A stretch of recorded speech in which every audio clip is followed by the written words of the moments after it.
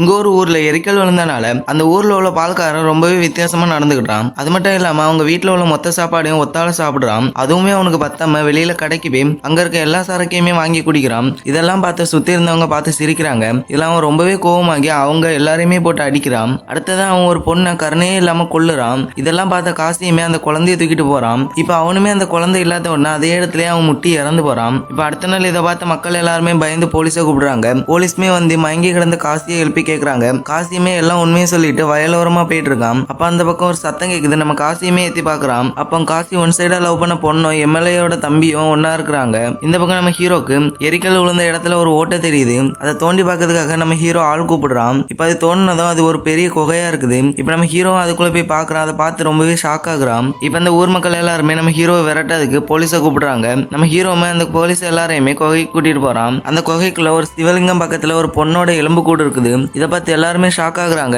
இப்ப அந்த பால்காரனோட உடம்ப போஸ்ட்மார்ட்டம் பண்ண டாக்டர் சொல்றாங்க, இவனுக்கு உடம்புல இருந்து ஏதோ இவனை கண்ட்ரோல் பண்ணிருக்கு. இவனோட வேலை முடிஞ்சதான் அவங்க குறுக்குல இருந்து அது வெளியில போயிருக்கு. நீ இப்ப காசியை காணிக்கிறாங்க. அந்த பால்காரன் உடம்புல இருந்தது இப்ப காசி உடம்புல இருக்குது.